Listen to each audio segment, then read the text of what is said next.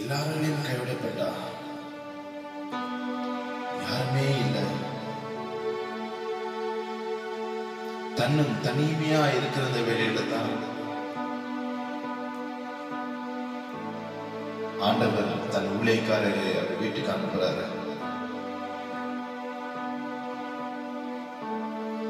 She has nobody on her side. ஒருத்தர் கூட வீட்டுல இல்லை, ஒரு மனிதன் கூட இல்லை. தான் தன் பிள்ளையும் இருந்த கடைசி கொஞ்சம் மாவுல ஜீவனை விட வேண்டும் சொல்லி ஆலோசித்து அங்கலாய்த்து கொண்டிருந்தாங்க.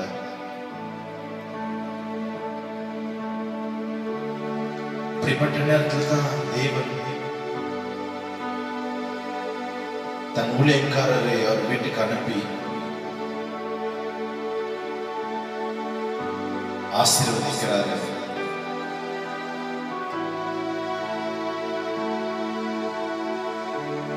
எல்லாராலும் கேள்விப்பட்ட நிலைமை. She is almost dying. இன்னும் கொஞ்ச நேரத்துல அந்த பஞ்சத்துல அவளும் கஷ்டப்பட்டு அந்த பஞ்சத்துல அவளும் அவன் பிள்ளையும் சாக போறாங்க. நான் அருமை தெய்வம், என் அப்பன் இயேசு நல்லவர். தெய்வம் ஒரு வீட்டுக்கு அந்த எலியாவை அனுப்பித்த மாட்டத்துல அந்த வீடு ஆசீர்வதிக்கப்பட்டது. ஒரு மனிதனால அந்த வீடு ஆசீர்வதிக்கப்பட்டது. இன்றைக்கும் இந்த செய்தி கேட்டுக்கொண்டிருக்கிற தேவ ஜனமே, இந்த காலை வேளையில நீ உன் வீட்டுல தொலைக்காட்சியில அதை பார்த்து கொண்டிருக்கலாம், இல்ல பிஜி டிவில நீ பார்த்து கொண்டிருக்கலாம். யாருமே இல்ல, அனாதை போல நாங்க கடக்கிறோம். ஒருவரும் இல்ல. என் பிள்ளைகளுக்கு உதவி செய்ய யாரும் இல்லை, என் கணவனுக்கு உதவி செய்ய யாரும் இல்லை, என்னுடைய மனைவிக்கு உதவி செய்ய யாரும் இல்லை. இந்த இடத்துல நாங்கள் தனிமையாய் ஒதுக்காய் இருக்கிறோம். இன்னைக்கு காலவெளியில இயேசு சொல்ற காரியம், உன்னை கொண்டு நான் பெரிய காரியங்களை செய்ய போறேன். நீ ஒப்பு கொடு, பயத்தை எடுத்து போடு, கலக்கத்தை எடுத்து போடு. உன் பிள்ளைகளை ஆண்டவருக்கு ஒப்பு கொடு. அநேகர் பிள்ளைகள் ஆண்டவருக்கு ஒப்பு கொடுக்குறாங்க, ஆனா அவங்களோட ஜீவியம், தனிப்பட்ட ஜீவியம், பிள்ளைகளோட ஜீவியம் தாரமாக தேவனுக்கு உகந்தபடி நீங்க வாழ வேண்டும்.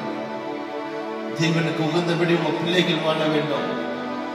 தேவனுக்கு உகந்தபடி உங்களுடைய குடும்பம் வாழ வேண்டும். பஞ்ச காலத்துல தேவன் உங்களை பாதுகாத்துக் கொள்வார். சோதனை வரும் நாட்களில் தேவன் உங்களை பாதுகாத்துக் கொள்வார். நீங்க போய் சேர வேண்டிய வழியை அவர் உங்களுக்கு காட்டுவார். கவலைப்படாத இருக்க, இயேசு நல்லவராயிருக்கிறார். துன்பப்படுவர்களுக்கும் துயரப்படுவர்களுக்கும் வேதனைப்படுவர்களுக்கும் இயேசு நல்லவரா இருக்கிறாரு.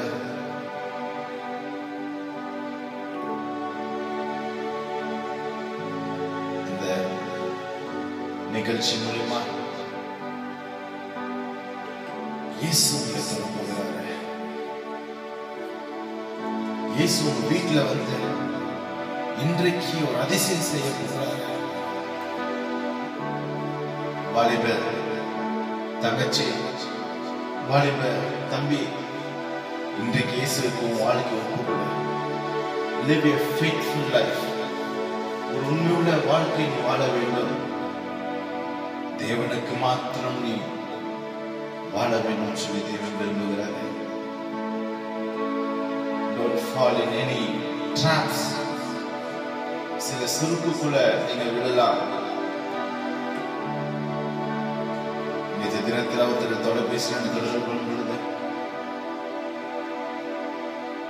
ஒரு வாலிபர் எப்படியாக சொன்னார், பிரதர் நான் ரொம்ப கஷ்டப்படுறேன்,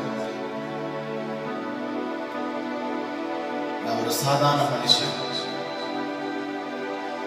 ஆனா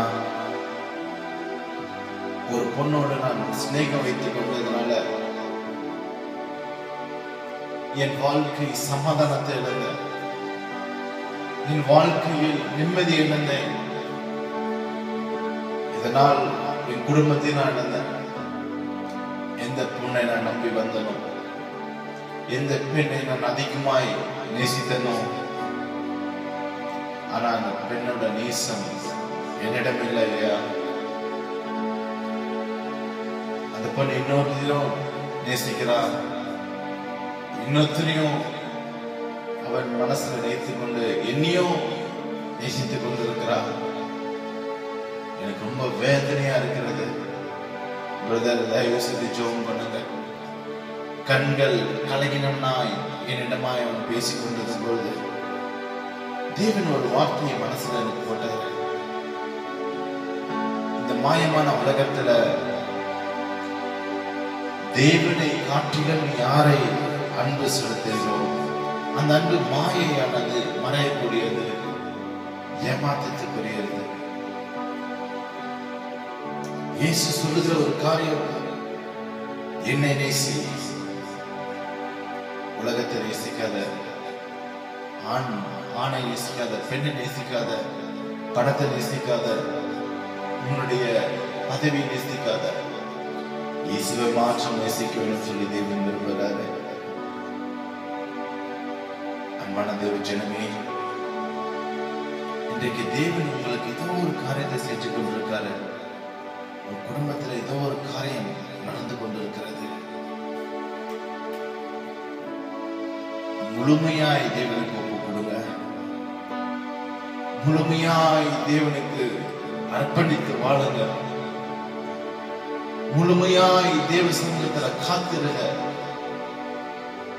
முழுமையாய் அவரிடம் நேரத்தை செலவிடுங்க.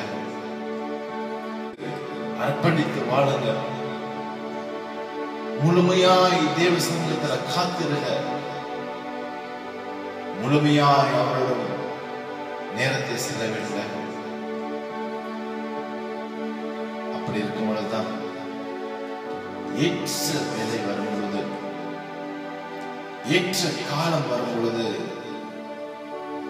தேவன் உங்களை உயர்த்த வல்லவராக இருக்கிறாரு. உன் பிரச்சனைகள் மத்தியிலிருந்து, உன் அவமான வாழ்க்கையிலிருந்து இயேசு இன்றைக்கு நல்லவராக இருக்கிறார். வரமாற்றம் நேசிக்காரர்கள். அவர் உன் பஞ்ச காலத்துல, உன் வேதனை காலத்துல உன் பக்கமா இருந்து உன்னை உயர்த்த வல்லவராக இருக்கிறார். இன்றைக்கு இந்த செய்தி பல லட்சம் மக்கள் காத்து கொண்டிருக்காங்க. நான் அவங்களுக்கு சொல்றது ஒரே ஒரு காரியம், நானும் என் வாழ்க்கையில தோல்வி நேராய் ஓடிக்கொண்டிருந்த, இந்த மனுஷர்களை நம்பி ஓடிக்கொண்டிருந்த, அவர்கள் வார்த்தைகள் உண்மையானதை நினைச்சிட்டு நான் ஓடிக்கொண்டிருந்தேன். என் வாழ்க்கையில ஒரு பெரிய ஏமாற்றத்தை கொண்டு வந்தது. என் வாழ்க்கையில் பெரிய தோல்வியை கொண்டு வந்தது. நான் என் இயேசுவை நம்ப ஆரம்பித்தேன். என் இயேசு மேல் என்னுடைய பற்றை நான் வைக்க ஆரம்பித்தேன். என் உள்ளம் மாறியது. என் உள்ளம் மாறியது. இயேசுவுக்காக வாழ வேண்டும். இன்னைக்கும் பல பேர் என் மேல அன்பு செலுத்துறாங்க.